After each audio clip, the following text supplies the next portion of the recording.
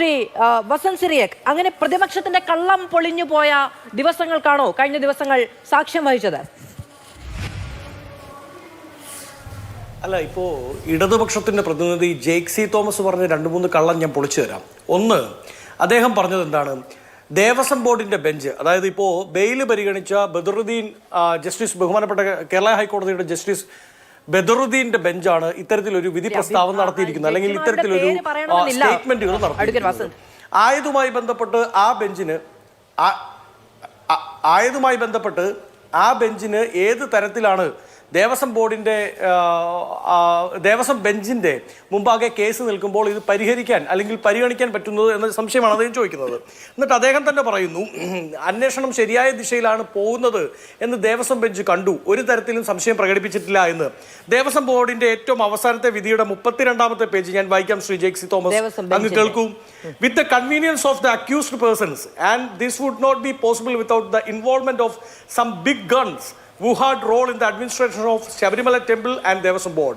Therefore, the investigation must go on further to elicit and bring all the culprits involved in the crime without leaving any room for escape, as the allegations are very serious, as already observed.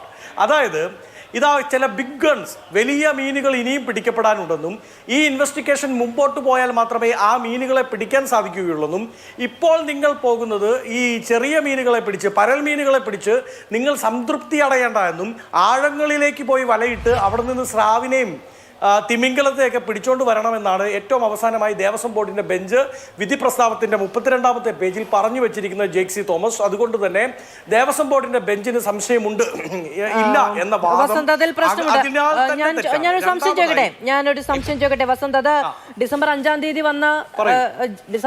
തീയതി വന്ന 4ാം പ്രതിയുടെ ജാമ്യാപേക്ഷയുമായി ബന്ധപ്പെട്ട ഓർഡറിന്റെ കാര്യമാണോ അങ്ങ് പറയുന്നത്? അല്ല, ദേവസ്വം ബെഞ്ചിന്റെ ഏറ്റവും അവസാനത്തെ വിധി ഞാൻ അതാണ് വായിച്ചു കേൾപ്പിച്ചത്. അതായത് എസ് ശ്രീകുമാറിന്റെ ജാമ്യാപേക്ഷയുമായി ബന്ധപ്പെട്ടത് അല്ലല്ല, അതിനു മുമ്പ് അതിലും പറയുന്നുണ്ട് ബിഗ് ഗൺസ്. എന്തിനേറെ പറയുന്നു, ഇപ്പോൾ മാധു ഈ ചർച്ചയുടെ തുടക്കത്തിൽ വായിച്ച ഈ ജാമ്യാപേക്ഷയുമായി ബന്ധപ്പെട്ട ഇന്നലെ വന്ന വിധി ഉണ്ടല്ലോ, അതിലേതാണ്ട് 84 പേജിൽ 9 തവണയാണ് ഈ ബിഗ് ഗൺസ് എന്ന വാക്ക് ഉപയോഗിക്കുന്നത്. അതായത് വലിയ തോക്കുകൾ ഇനിയും പിടിക്കപ്പെടാനുണ്ടെന്ന് അത് ഏത് ബെഞ്ചാണെങ്കിലും ബഹുമാനപ്പെട്ട കേരളത്തിന്റെ ഹൈക്കോടതി കാണുകയാണ്. അതുകൊണ്ടാണല്ലോ അത്തരത്തിലുള്ള സംശയം മുമ്പോട്ട് വെക്കുകയും ഈ അന്വേഷണം ആ ദിശയിലേക്ക് പോകണമെന്ന് പറയുകയും ചെയ്യുന്നത്. ഇനി രണ്ടാമത് പ്രധാനപ്പെട്ട ഒരു കാര്യമുണ്ട്. അങ്ങ് ചോദിക്കുന്ന ഒരു കാര്യം എന്താണ്, ഈ പറയുന്ന സ്വർണം അവിടെ പതിപ്പിച്ചിട്ടുണ്ടോ, അല്ലെങ്കിൽ സ്വർണ്ണപ്പാളികളാണോ അതോ ഇനി ഈ പറയുന്ന പത്മകുമാറിന്റെയും മുരാരി ബാബുവിന്റെയും എൻ വാസുവിന്റെയും ഒക്കെ വാദം കണക്ക് അത് വെറും ചെമ്പു മാത്രമായിരുന്നോ എന്ന ചോദ്യമാണല്ലോ. ആ ചോദ്യത്തിനുള്ള ഉത്തരം 9/10/2025 ബഹുമാനപ്പെട്ട കേരള ഹൈക്കോടതിയുടെ മുമ്പാകെ തിരുവിതാംകൂർ ദേവസ്വം ബോർഡിന്റെ chief vigilance security officer Sunil Kumar V IPS ഉത്തരം നൽകിയിട്ടുണ്ട്. അതേതാണ്ട് 55 പേജ് അടങ്ങുന്ന അന്വേഷണ റിപ്പോർട്ടാണ്. ആ റിപ്പോർട്ടിൽ പറയുന്നത് UV ഗ്രൂപ്പും ബഹുമാനപ്പെട്ട അന്നത്തെ ദേവസ്വം ബോർഡുമായി എഗ്രിമെന്റിൽ ഏർപ്പെട്ടിരുന്നു. അങ്ങനെ എഗ്രിമെന്റിൽ ദേവസ്വം ബോർഡിന് വേണ്ടി ചീഫ് എഞ്ചിനീയർ ശ്രീ രവികുമാറും UV ഗ്രൂപ്പിന് വേണ്ടി executive vice president Shri AK രവി നെടുങ്ങാടിയുമാണ് പങ്കെടുത്തത്.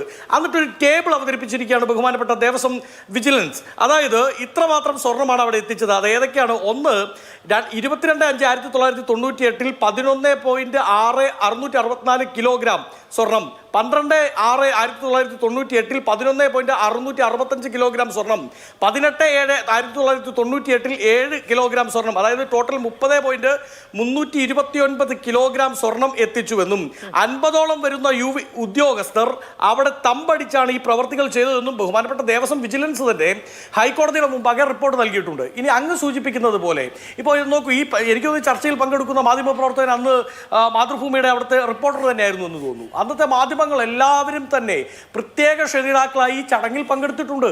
UV ഗ്രൂപ്പിന്റെ പ്രസ് റിലീസ് ഉണ്ട്, ദേവസ്വം ബോർഡിന്റെ പ്രസ് റിലീസ് ഉണ്ട്. ഇനി ഇവർ പറയുന്ന വാദം അംഗീകരിച്ചു എന്നിരിക്കട്ടെ മാധു, അതായത് അത് ചെമ്പായിരുന്നു, UV ഗ്രൂപ്പ് അവിടെ ഇതൊക്കെ നമുക്ക് എല്ലാവർക്കും പട്ടാപ്പകൽ പോലെ അറിയാവുന്ന വ്യക്തതയുള്ള കാര്യങ്ങളാണ്. പക്ഷെ ഇതിന്റെ പ്രശ്നം എന്താണ് എന്ന് പറഞ്ഞാൽ ഈ സ്വർണം പതിപ്പിച്ചത് എവിടെയൊക്കെയാണ് എന്നത് സംബന്ധിച്ച് രേഖ വേണം. അവിടുത്തെ രജിസ്ട്രിയിൽ ഇതൊക്കെ രേഖപ്പെടുത്തണം. ഇത്ര പവൻ, ഇത്ര കിലോ, ഇന്നയിടത്ത് എന്ന് രേഖപ്പെടുത്തണം. അത് രേഖപ്പെടുത്തിയിട്ടില്ല എങ്കിൽ ഇക്കാലം കൊണ്ടുണ്ടായ ഡിപ്രീസിയേഷൻ അടക്കമുള്ള കാര്യങ്ങൾ പരിഗണിച്ച് അത് ഈ കേസിന്റെ നിലനിൽപ്പിനെ തന്നെ ഇപ്പം എൻ വാസു അത് ചോദിച്ചപ്പോൾ കോടതി തിരിച്ചു വയ്ക്കുന്നുണ്ട്, എന്നാ പിന്നെ കേസില്ലല്ലോ എന്ന്. ഇവിടെ സ്വർണം പതിപ്പിച്ചിട്ടില്ല എന്ന് എൻ വാസുവിന്റെ അഭിഭാഷകൻ കോടതിയിൽ പറയുമ്പോൾ കോടതി തിരിച്ചു വയ്ക്കുന്നുണ്ട്, എന്നാ പിന്നെ കേസില്ലല്ലോ എന്ന്. കേസിന്റെ നിലനിൽപ്പിനെയാണ് ചോദ്യം ചെയ്യുന്നത്. ആ നിലനിൽപ്പിനെ ചോദ്യം ചെയ്യാതിരിക്കാൻ തിരികെ അതിന് ഓപ്പോസിറ്റായി വെക്കേണ്ടത് ദേവസ്വം ബോർഡിന്റെ രേഖകളാണ്. ആ രേഖകൾ ഇന്നില്ലെങ്കിൽ ആരോട് ചോദിക്കും? അബദ്ധജടിലമായ വാദമാണ് അത് കോടതിയിൽ സമർപ്പിച്ചിരിക്കുന്നത്. നോക്കൂ, ഞാൻ നേരത്തെ വായിച്ച റിപ്പോർട്ടുണ്ടല്ലോ, അതിന്റെ രണ്ടാമത്തെ പോയിന്റ് അനക്ഷർ 2 ആയി ബഹുമാനപ്പെട്ട ദേവസ്വം വിജിലൻസിനെ ഹൈക്കോടതിയിൽ അത് കൃത്യമായി സമർപ്പിച്ചിട്ടുണ്ട്. മരാമത്ത് വിഭാഗത്തിലെ ഫയലിൽ നിന്ന് ലഭിച്ച മറ്റൊരു രേഖ UB ഗ്രൂപ്പിന് വേണ്ടി manager finance Shri SS Jayakumar Thiruvithamkoor Devaswom board സെക്രട്ടറിക്ക് നൽകിയ കത്താണ്.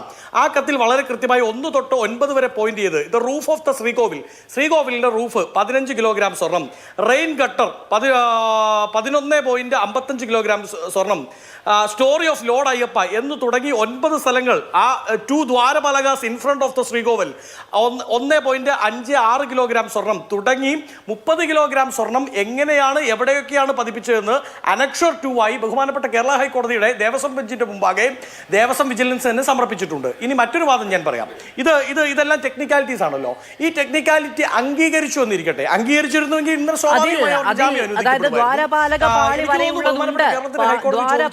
പാളി വരെയുള്ളതുണ്ട് വസന്ത്.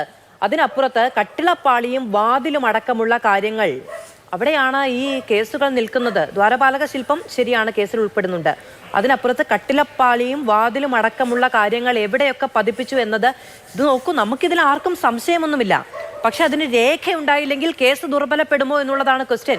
അങ്ങനെ രേഖയുണ്ട് എങ്കിൽ, ആ രേഖകൾ പിടിച്ചെടുത്തിട്ടുണ്ട് എങ്കിൽ ജാമ്യാപേക്ഷയുമായി ബന്ധപ്പെട്ട വാദം വരുമ്പോൾ അത് പ്രൊഡ്യൂസ് ചെയ്യപ്പെടേണ്ടതാണ് സ്വാഭാവിക യുക്തി അനുസരിച്ച്. അതുകൊണ്ട് ആ കാര്യം ചോദിച്ചു എന്നേ ഉള്ളൂ. ഞാൻ അങ്ങയിലേക്ക് വരാം.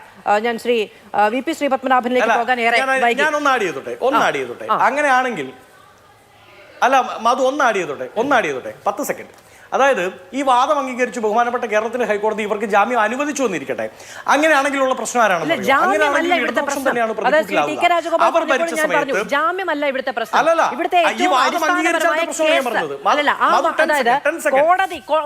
കോടതി ദേവസ്വം വിജിലൻസിനെ കൊണ്ട് അന്വേഷിപ്പിച്ച് പ്രാഥമിക വിവരങ്ങൾ എടുത്തതിന് ശേഷം കോടതിയുടെ നിർദ്ദേശപ്രകാരമാണ് ഈ കേസ് രജിസ്റ്റർ ചെയ്യുന്നത്. കോടതിക്ക് ഇതിൽ ബോധ്യമുണ്ട്.